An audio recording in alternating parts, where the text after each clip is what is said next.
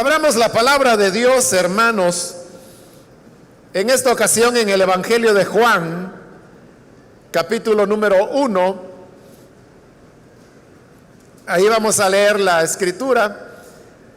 Estamos estudiando los días lunes el Evangelio de Juan.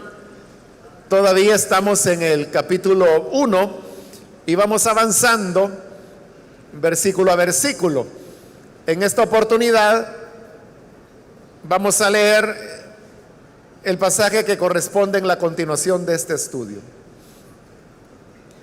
El Evangelio de Juan, capítulo 1, versículo 14, nos dice: y el Verbo se hizo hombre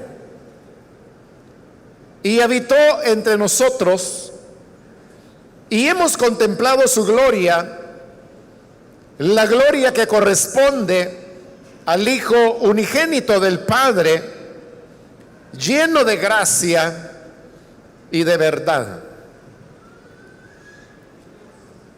Hasta ahí dejamos la lectura. Pueden tomar sus asientos, por favor.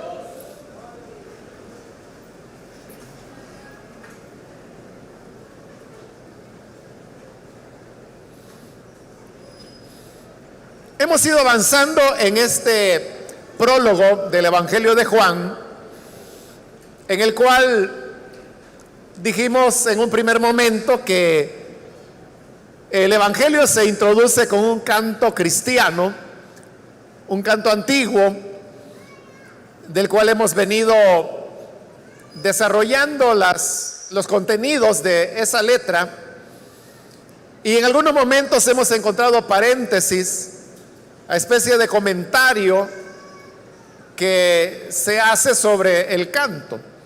Pero el versículo que acabo de leer, que es el 14, es un versículo que todavía constituye una estrofa de ese canto con el cual el Evangelio inicia.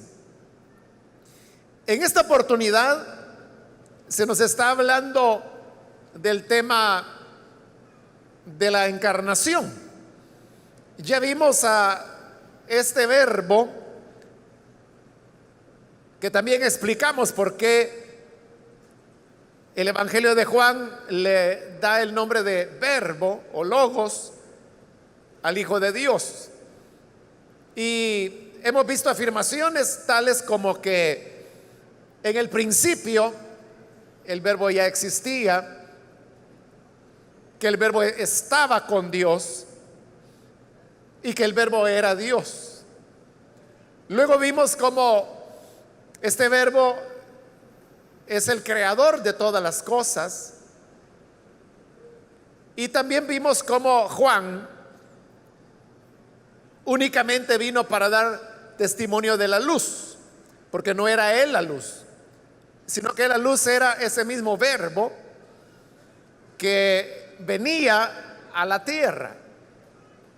Y en el versículo que hoy hemos leído es donde encontramos la realización de ese anuncio de que el verbo venía. Hoy aquí ha llegado ya. Y nos dice el versículo 14: el verbo se hizo hombre.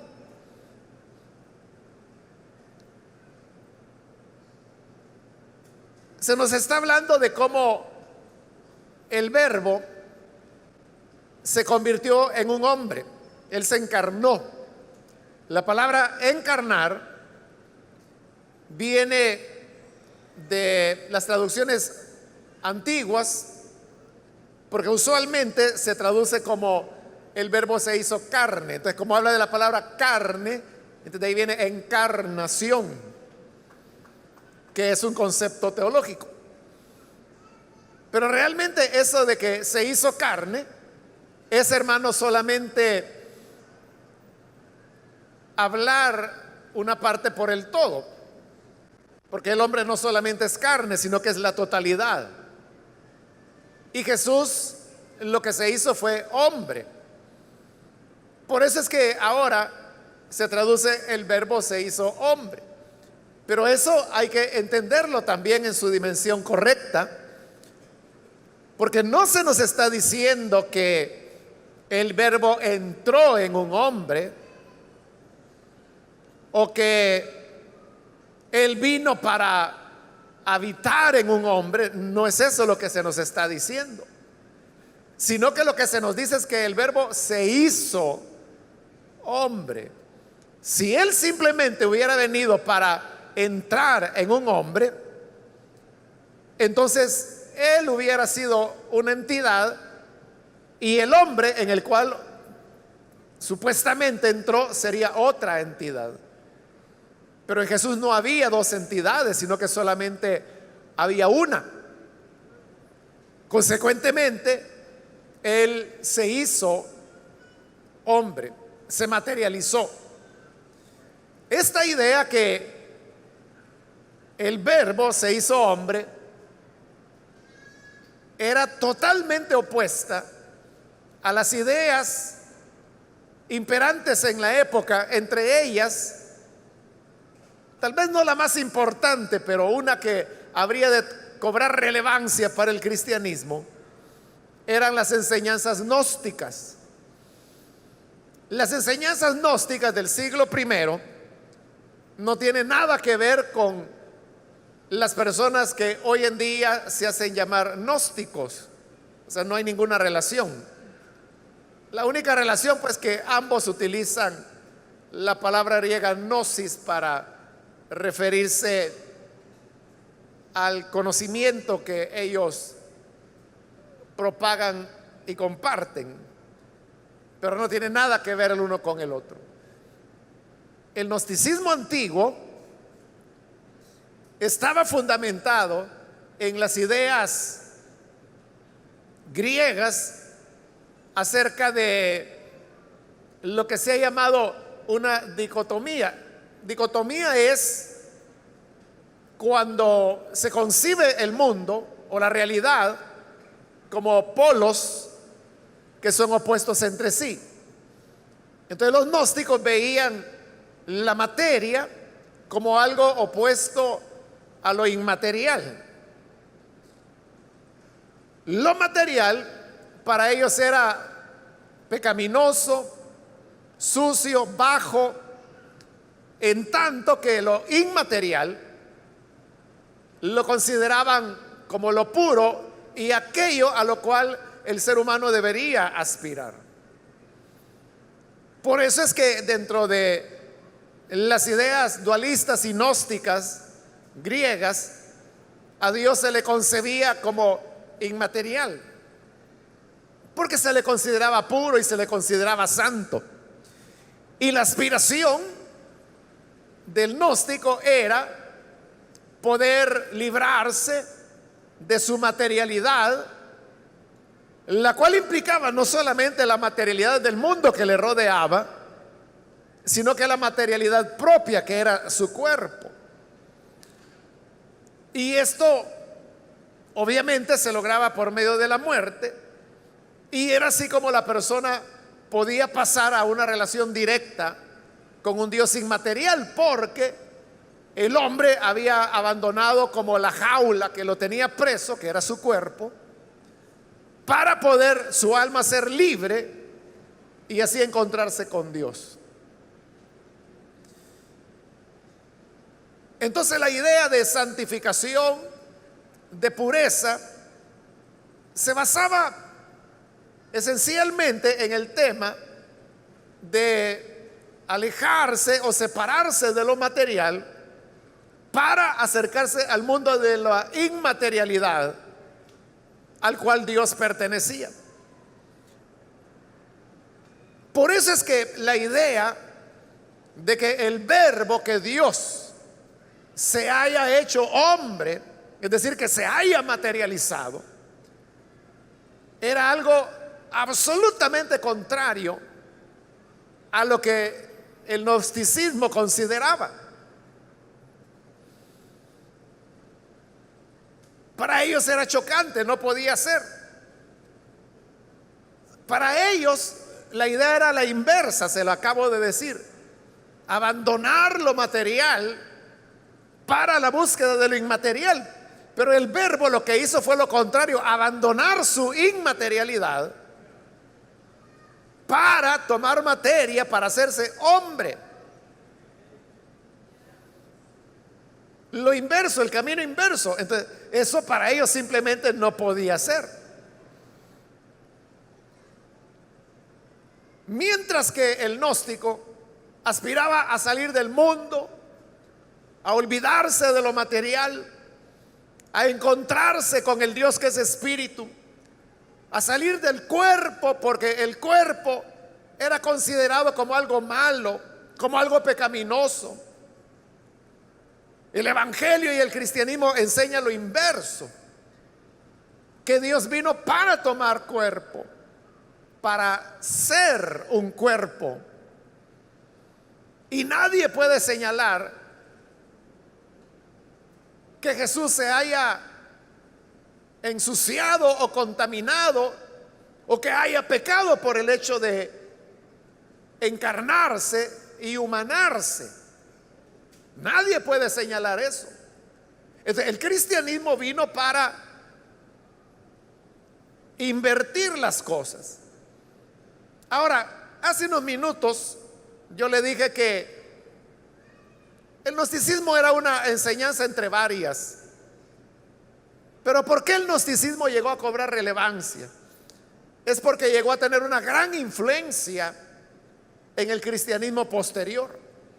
Es decir, hubo muchos elementos del gnosticismo que comenzaron a penetrar dentro de la fe cristiana. Y por eso es que las cartas que conocemos con el nombre de Juan, las 3 cartas de Juan, usted puede ver que ahí había ya un conflicto, y el conflicto iba para combatir las influencias que el gnosticismo estaba inculcando dentro del cristianismo. Porque ante el hecho que el verbo se hizo hombre, lo cual era inadmisible para el paganismo gnóstico, entonces ellos no tuvieron más recursos que negar que Jesús haya venido en carne. Y por eso ellos decían que el cuerpo de Jesús no era un cuerpo auténtico, sino que era un cuerpo aparente. En siglos posteriores se fueron generando doctrinas que estaban basadas precisamente en esas ideas gnósticas. Una de ellas era, por ejemplo, el nestorianismo. Se le llamó así porque el principal propagador de esas ideas se llamaba Néstor. Y entonces a sus ideas se le llamó ideas nestorianas y el movimiento nestorianismo. Ellos lo que enseñaban era lo que acabo de decir, que Jesús no tuvo un cuerpo real, sino que era un cuerpo aparente, pero que no era realmente humano. Pero esas ideas del nestorianismo tenían sus raíces incluso en el cristianismo apostólico, porque desde ahí ya estaba presente las ideas paganas del gnosticismo. Por eso usted puede leer en el Evangelio de Juan cómo se ataca esa idea gnóstica. Y se dicen cosas como, por ejemplo, lo que vieron nuestros ojos, lo que escucharon nuestros oídos, lo que palparon nuestras manos respecto a la vida, eso es lo que hablamos. Pero vea el énfasis que la carta hace en el hecho de una relación palpable con el Hijo de Dios. Lo que vieron nuestros ojos, lo que oyeron nuestros oídos, lo que palparon nuestras manos. Entonces lo que están desmintiendo es que el cuerpo de Jesús no era aparente, sino que era real. Tan real que lo podían tocar, que lo podían ver, que lo podían escuchar. Y por eso es que las cartas de Juan también dice: aquel que niega que el Hijo de Dios vino en carne, ese es anticristo. Porque esa era exactamente la enseñanza del gnosticismo, que el Hijo de Dios no había podido venir en carne o en materia porque la materia era mala y era pecaminosa. Pero esas ideas gnósticas penetraron dentro del cristianismo y a lo largo de los siglos fueron sobreviviendo de una u otra manera, a veces como enseñanzas que estaban dentro de la iglesia cristiana y a veces como elementos culturales que se prolongaron por siglos. Y así llegamos hasta el día de hoy. Por eso, cuando yo le comencé a hablar de las ideas gnósticas y a presentarle lo que el gnosticismo enseñaba, quizá hasta deseos de decir amén le dieron a usted. Cuando yo dije cosas como, por ejemplo, que el cuerpo es como una cárcel en la cual el alma está encerrada y que cuando morimos finalmente nos libramos de esa prisión para ir en la presencia de Dios. O sea, esa idea que le estoy diciendo es muy común en millones de evangélicos. ¿Cuántos de ustedes no dicen, es que yo lo que anhelo es salir de este mundo material e irme con el Señor? ¿O cuántos de ustedes no dicen, es que este mundo material ya se va a terminar y entonces vamos a quedar con el Señor? ¿O cuántos de ustedes no dicen, no importa lo que pase con mi cuerpo, si me enfermo o si me muero, lo que importa es que mi alma vaya con el Señor? ¿Cuántas veces no ha escuchado usted ese tipo de frases en creyentes evangélicos? O aún más, ¿cuántas veces usted las ha dicho? Y son ideas totalmente paganas. Es puro paganismo gnóstico. Esas expresiones que estoy diciendo no son cristianas. Es lo contrario al cristianismo. Vea la paradoja. Mientras el evangélico común está pensando y diciendo, hay que dejar lo material, hay que salir de este cuerpo para estar con Dios, Dios hizo lo contrario. Dejó de ser inmaterial, dejó su inmaterialidad para hacerse hombre y para venir a esta tierra material de la cual usted se quiere ir. ¿Entiende?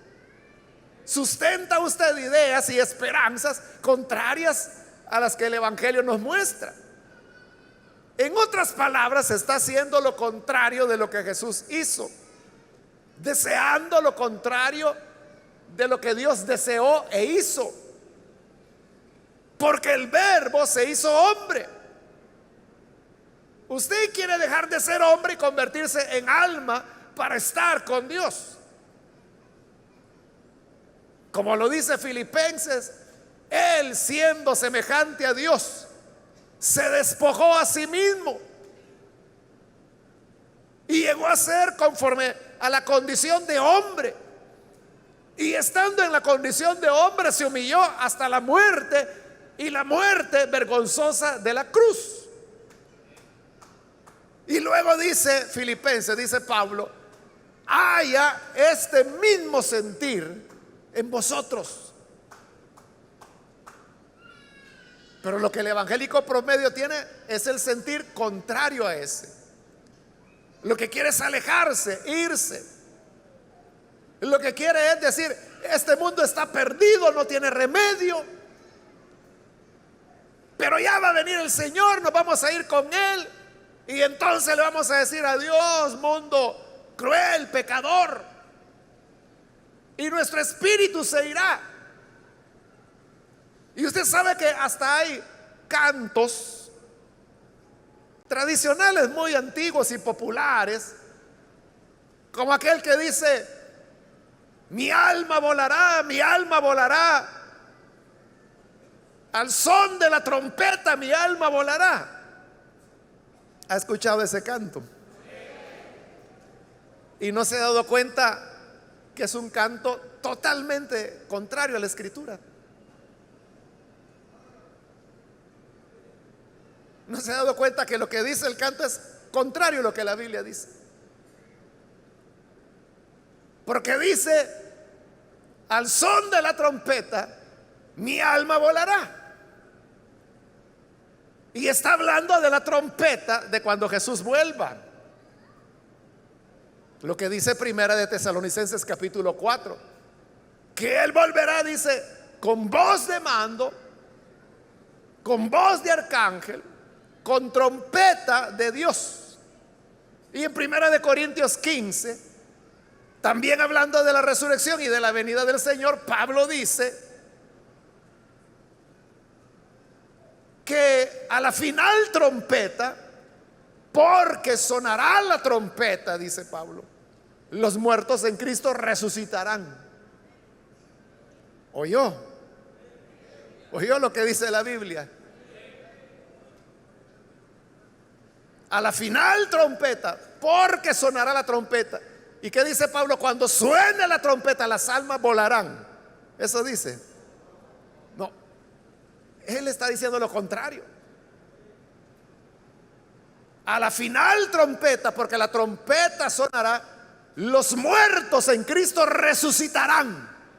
Pero yo le pregunto, ¿qué es lo que resucita? ¿El alma o el cuerpo? El cuerpo, obviamente. Entonces, ¿qué es lo que volará? Volvemos a Primera de Tesalonicenses 4. Dice, los que estemos con vida seremos transformados, el cuerpo transformado. Y juntamente con los que hayan resucitado, y ya dijimos que lo que resucita es el cuerpo, estaremos siempre con el Señor. Entonces, ¿qué es lo que se va a levantar? Son los cuerpos. Entonces, lo correcto, si quisiera, como no podemos cambiar la Biblia, ¿verdad? Pero sí podemos cambiar la letra de los cantos. Entonces, para cantar lo que la Biblia dice, tendríamos que decir, mi cuerpo volará, mi cuerpo volará. Al sonar de la trompeta, mi cuerpo volará. Eso es lo bíblico. Eso sería verdad.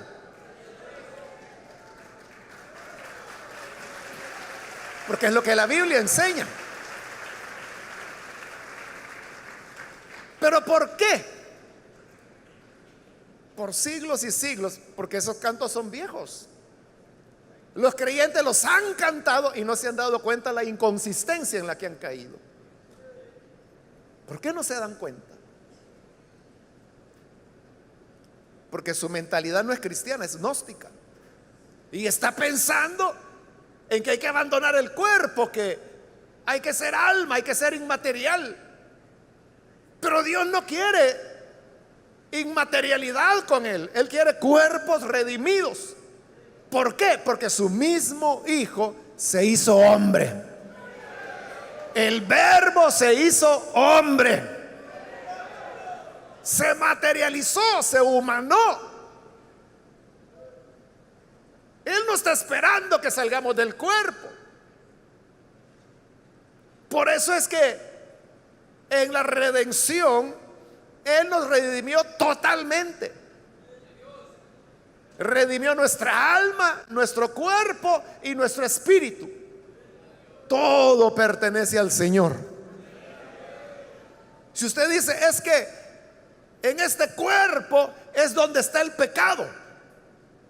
Bueno, si usted dice que en su cuerpo está el pecado, es porque no se ha santificado. Pero Pablo dice, así como presentaron sus miembros, refiriéndose al cuerpo, como instrumentos de pecado, ahora preséntelos como instrumentos de justicia. El deseo de Dios no es que abandonemos nuestro cuerpo o que descuidemos nuestro cuerpo. El deseo de Dios es que nuestro cuerpo lo convirtamos en instrumento de justicia, que lo usemos para lo santo, para lo mismo que Jesús se hizo hombre. Entonces, por esa idea, que como le digo es del paganismo gnóstico y que ha permeado a la iglesia las doctrinas y los pensamientos, hasta los cantos vimos ya. Lo que tenemos que hacer es volver al modelo bíblico. Y si nosotros decimos es que este mundo está lleno de maldad, a este mundo lleno de maldad es que Jesús vino y se hizo hombre. Y si uno dice es que el hombre es débil, el verbo se hizo hombre, hombre débil. Y si usted dice es que este cuerpo un día se va a morir, precisamente por eso es que el verbo se hizo hombre, para poder morir. Es decir, que aquello de lo cual nosotros queremos huir es lo que el Hijo de Dios buscó y es a lo que vino. Él vino a un mundo lleno de maldad, a un mundo de políticos corruptos, vino a un mundo de guerras, a un mundo de opresión, a un mundo de pobreza, a un mundo de muerte, a un mundo de enfermedad, a un mundo de prostitución. Todo aquello con lo cual Jesús se relacionó. ¿Y para qué Jesús vino a este tipo de mundo? Para redimirlo, para darle esperanza, para cambiarlo. Pero como nosotros nos consideramos demasiado santos, que solo nos falta la diadema sacerdotal de los sacerdotes del Antiguo Testamento que decían en la frente: santidad al Señor. Nos falta la diadema, pero muchos simbólicamente la andan y dice: santidad al Señor, no me toquen, no me vean, yo no quiero ver nada, no me quiero meter en nada de esto, yo lo que quiero es irme a mi patria celestial, marcharme, largarme, y mientras más pronto mejor, yo no tengo que ver nada con lo que ocurre en este mundo. Y Jesús hizo todo lo contrario de ti, todo lo contrario de lo que tú deseas, es lo que Él hizo. Él vino para mezclarse con hombres imperfectos, junto a un grupo de 12. Era un grupo disfuncional. Uno era salido como Pedro, otro era ladrón como Judas, otro era violento como Simón, otros eran bravos como Juan y Santiago. Había toda clase de personas, pero Él vino a este mundo para redimirlo, para cambiarlo. Entonces la encarnación del Hijo de Dios habla como Él viene para hacerse real y ser parte de la historia. Usted sabe que Dios mora en la eternidad, y si Él mora en la eternidad, para Él no hay tiempo, no hay pasado, no hay presente, no hay futuro. Pero cuando el Verbo se hizo carne, Él vino para entrar en la historia humana. Aproximadamente ahí como en el año 4 antes de Cristo, nació de una joven campesina. Se hizo hombre. ¿Por qué el año 4 antes de Cristo? Porque hubo un error en el cálculo, pero aproximadamente ahí Él vino.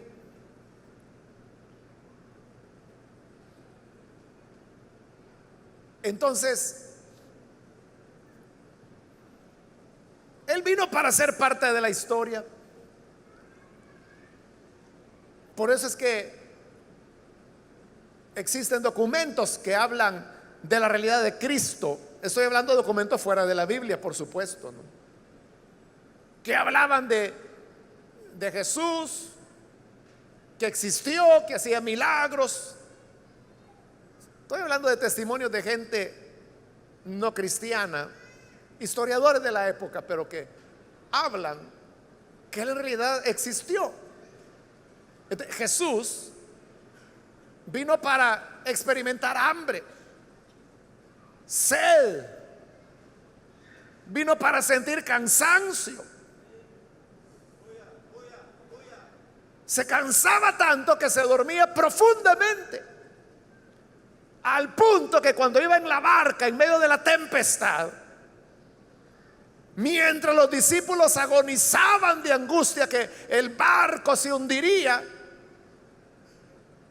dice que él dormía profundamente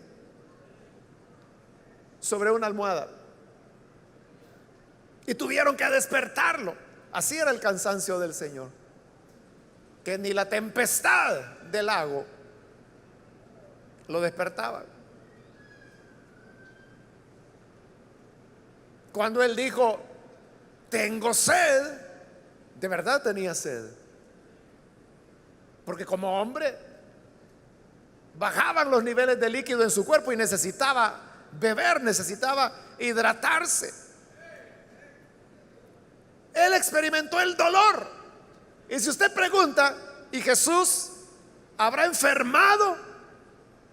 Bueno, la Biblia dice que él llevó nuestras enfermedades sobre su cuerpo en el madero.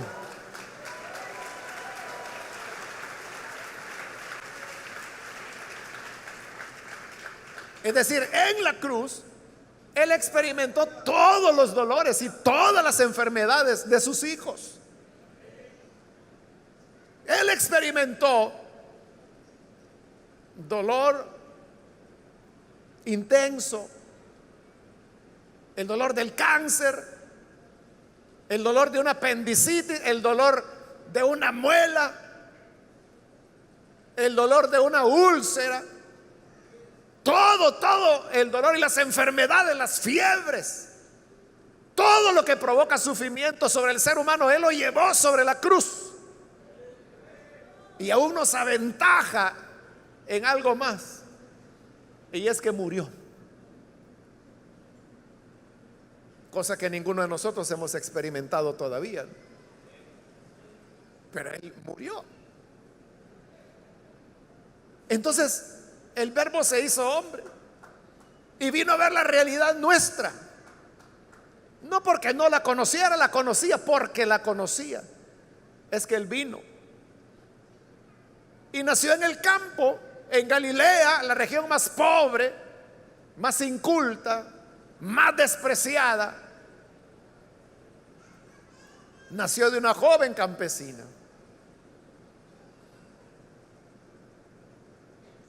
No tuvo papá, tenía un padrastro que se llamó José. Tuvo hermanos y hermanas. Conoció ciegos, paralíticos, leprosos. Se encontró con la muerte.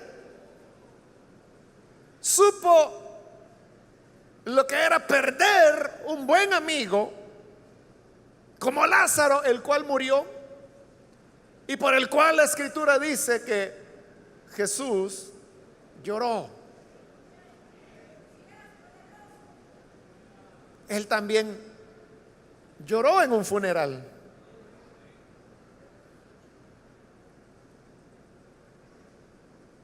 Tuvo encuentros con niños, con prostitutas, que a veces le besaban los pies.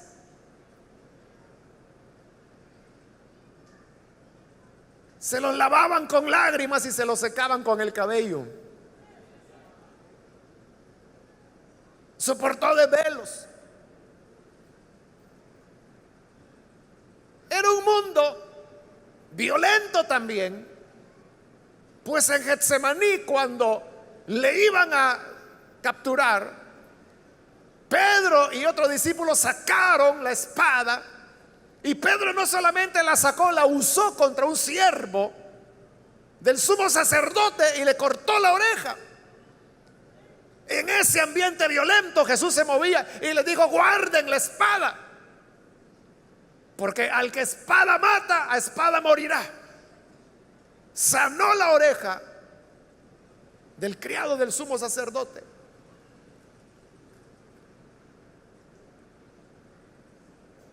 Es decir, todas aquellas experiencias que nosotros podríamos mencionar o que decimos que vivimos, Jesús vino voluntariamente a experimentarlas también. Pero ¿por qué? ¿Quién quiere venir a este mundo?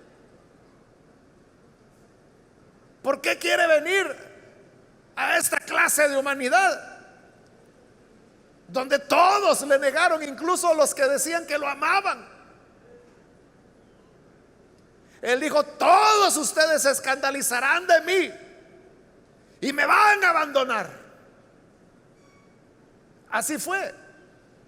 En la hora difícil nadie lo conocía. Pedro juraba y perjuraba que no lo conocía. Le dejaron solo. ¿Y por qué él quería venir a un hombre, a una humanidad así, a un mundo así? Lo hemos visto ya en los versículos anteriores, en el 4, porque en él estaba la vida, y la vida era la luz de la humanidad. Esta luz resplandece en las tinieblas, y las tinieblas no han podido extinguirla. Él vino para terminar con las tinieblas, porque era la luz de la vida.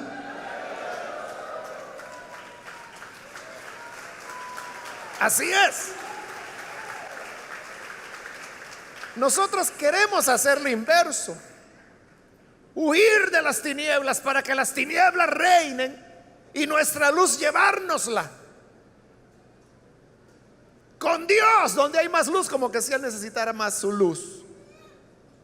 La luz que Dios ha puesto en ti es para que vayas a los barrios bajos, para que vayas donde están los niños pobres, para que vayas a las comunidades olvidadas, empobrecidas, donde no hay piso ni calle, sino que es puro polvo, donde apesta porque no hay servicio de aguas servidas, sino que las aguas sucias caminan por la calle y hay moscas y se contamina la comida y da diarreas y hay amibas que entran en el estómago de los niños y están llenos de parásitos. Allí es donde se necesita tu luz. Y no que cobardemente estés queriendo salir de este mundo e irte con Dios, cuando Dios vino y se hizo hombre para cambiar esa realidad.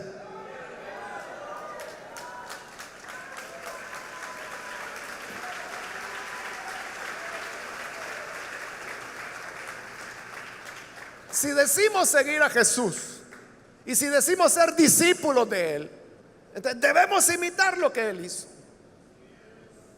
Él se hizo hombre, nosotros ya somos hombres, pero hoy tenemos que hacer lo que Él hizo como hombre.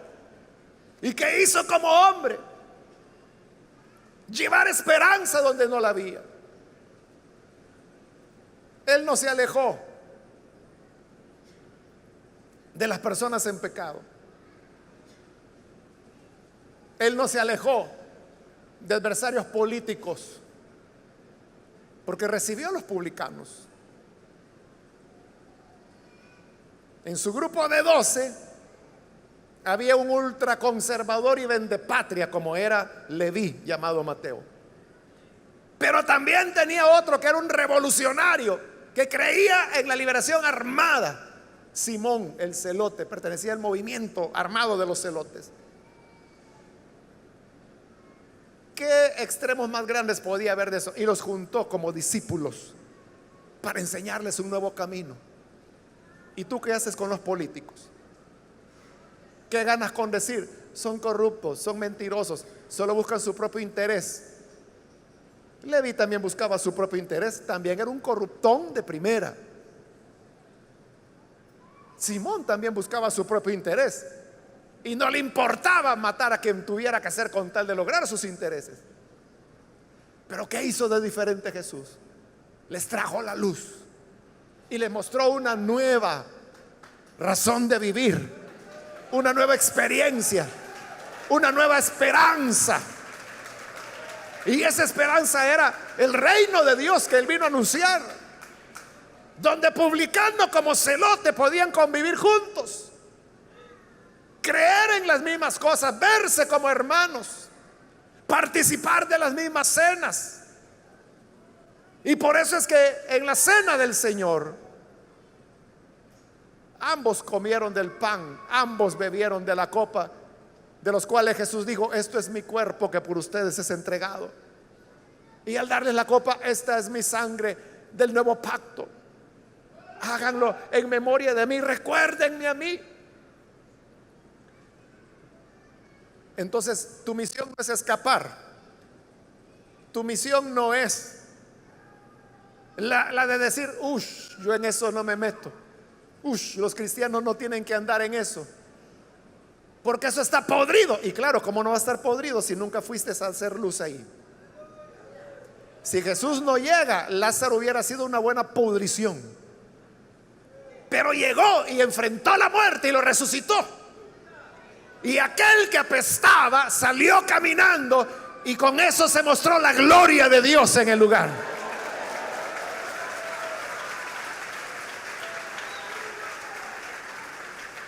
Eso es lo que debemos hacer.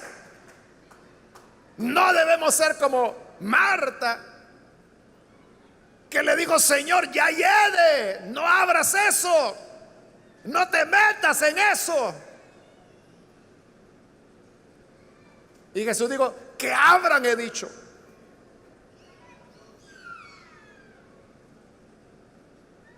Entonces, mientras tú esperas escapar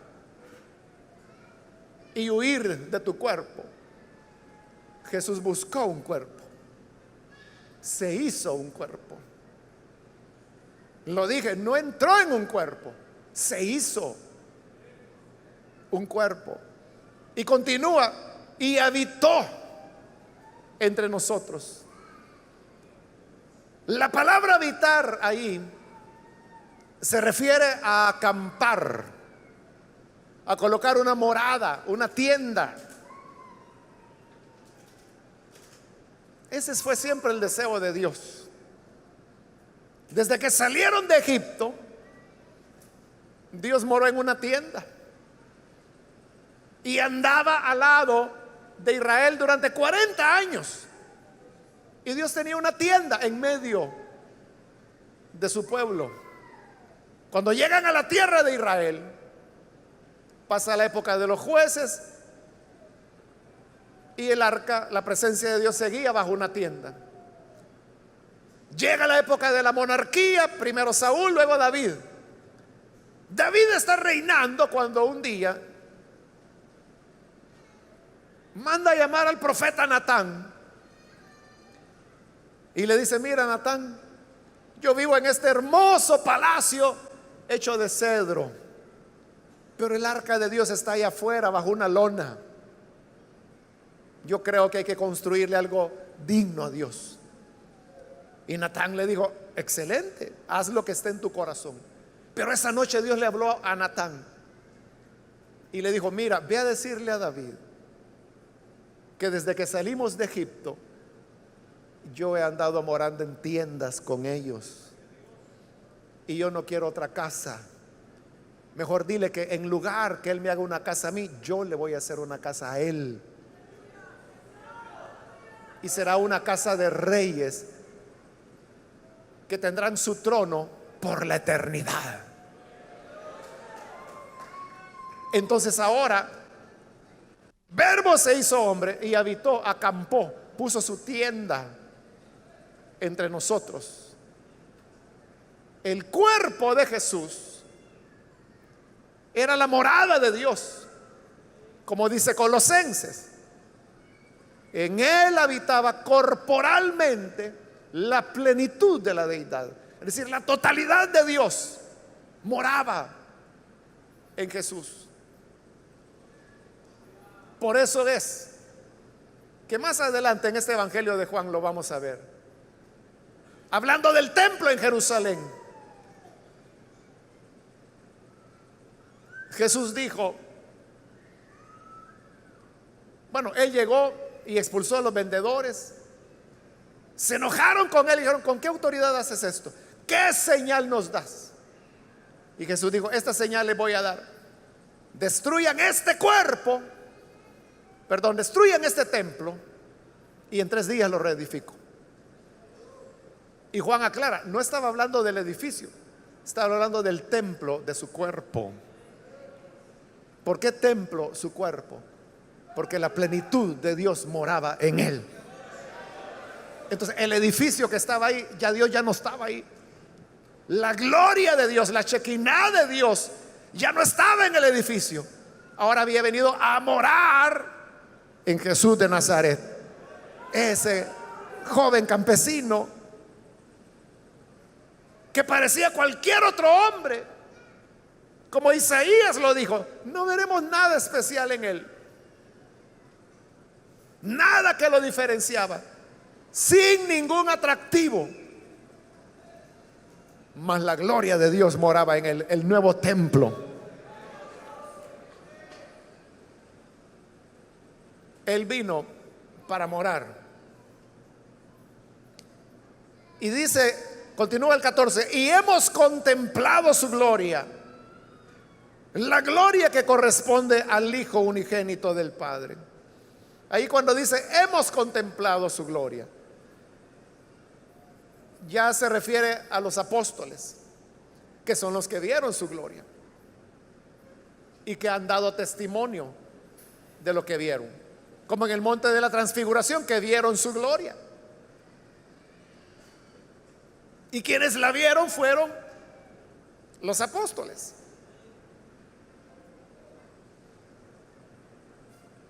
Cuando él se hizo hombre, vimos su gloria. Gloria, dice, lleno de gracia y de verdad. Es decir, Jesús vino para traer 2 elementos fundamentales: la gracia y la verdad. La gracia, que es el nuevo trato de Dios con el ser humano, ya no conforme a la ley, que era una ley de obras, de méritos. No, hoy es por gracia. Si hemos de tener perdón, si hemos de tener salvación, es por la gracia del Señor y no por obras o méritos que podamos hacer. Y vimos su verdad. Jesús habló la verdad. Él dijo: yo soy la verdad. Él era la verdad, enseñó la verdad, practicó la verdad. Y dice, lo vimos, contemplamos su gloria, gloria del unigénito de Dios, el único Hijo del Padre, la encarnación del Hijo de Dios. Nos debe enseñar que también nosotros tenemos que estar encarnados en nuestro tiempo, encarnados en donde vivimos. El propósito del Evangelio no es evadirnos de las realidades históricas que vivimos.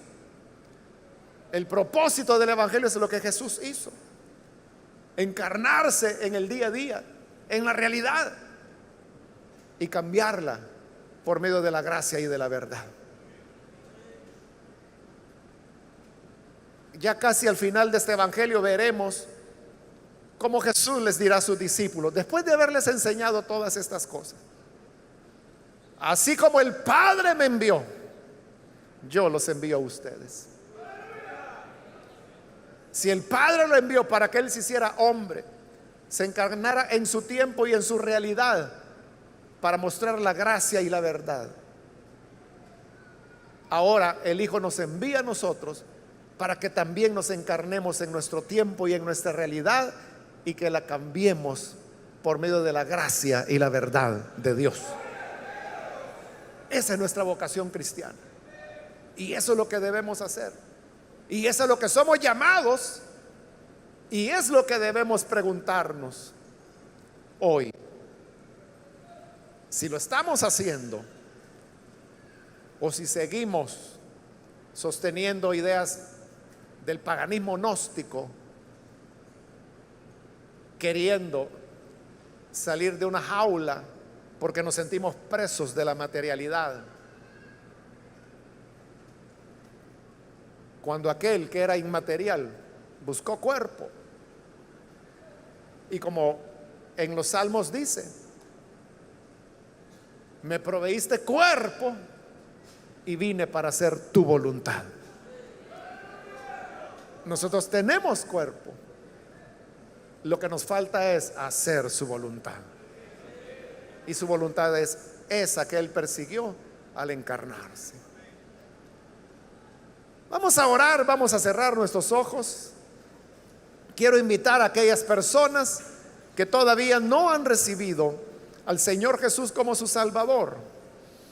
Mas si usted ha escuchado la palabra de Dios y hoy necesita venir para creer en el buen Salvador, yo le invito para que ahí en el lugar donde está se ponga en pie.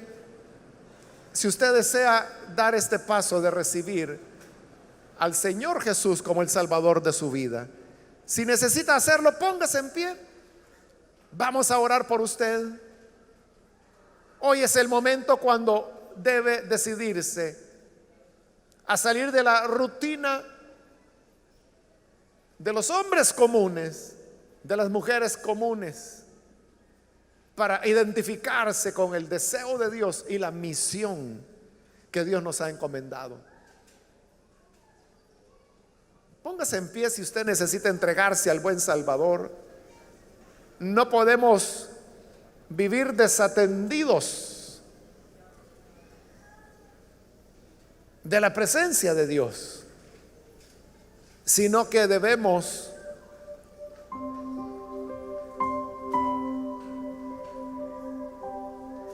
vivir conforme a la voluntad de Dios. ¿Quiere usted dar ese paso? Póngase en pie. Necesita recibir al Hijo de Dios. Póngase en pie. Vamos a orar por usted. Esto es lo que Dios anda buscando. Personas decididas a ir y hacer su voluntad. Personas decididas a encarnarse en las situaciones más miserables que el ser humano ha creado, en las situaciones más dolorosas, para transformar esa realidad a través de la gracia y de la verdad. Necesita hacerlo, póngase en pie. Vamos a orar por usted. Si hay hermanos o hermanas que necesitan reconciliarse, también hoy es el momento para hacerlo. Es un solemne llamado el que Dios nos hace, y ante ese llamado no podemos andar en esta vida de paseo o simplemente esperando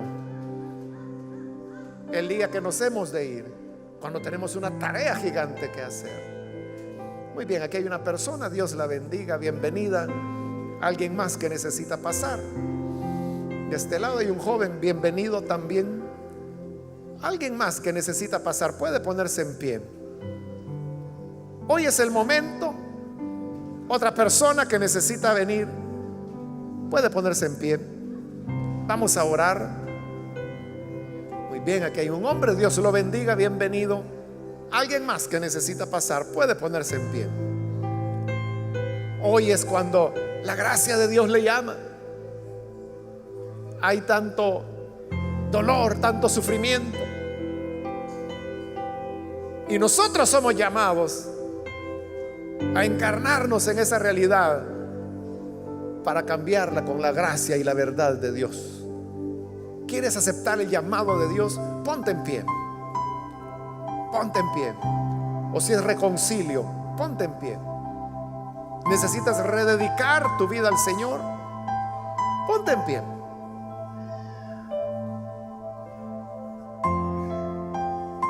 vamos a orar. A usted que nos ve por televisión, le invito también para que se una con las personas que están ya acá al frente. Reciba al Señor en su corazón.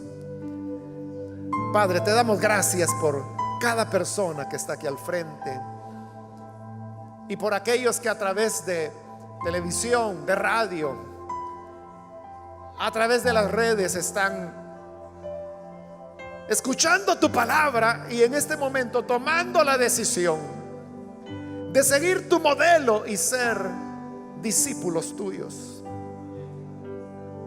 Perdona, Señor, los pecados. Perdona la maldad del corazón. Y te ruego que podamos ser seguidores fieles, seguidores tuyos, que caminemos, que hagamos tu voluntad, que podamos servirte. Y que siempre, Señor, inspirados por tu ejemplo, inspirados por tu modelo, hagamos siempre tu voluntad, mostrando la gracia y la verdad y la luz que como hijos tuyos tú viniste para impregnar en nosotros. Ayúdanos a hacerlo así y cumplir nuestra tarea de ser luz y sal de la tierra. Por Jesucristo nuestro Señor lo pedimos. Amén.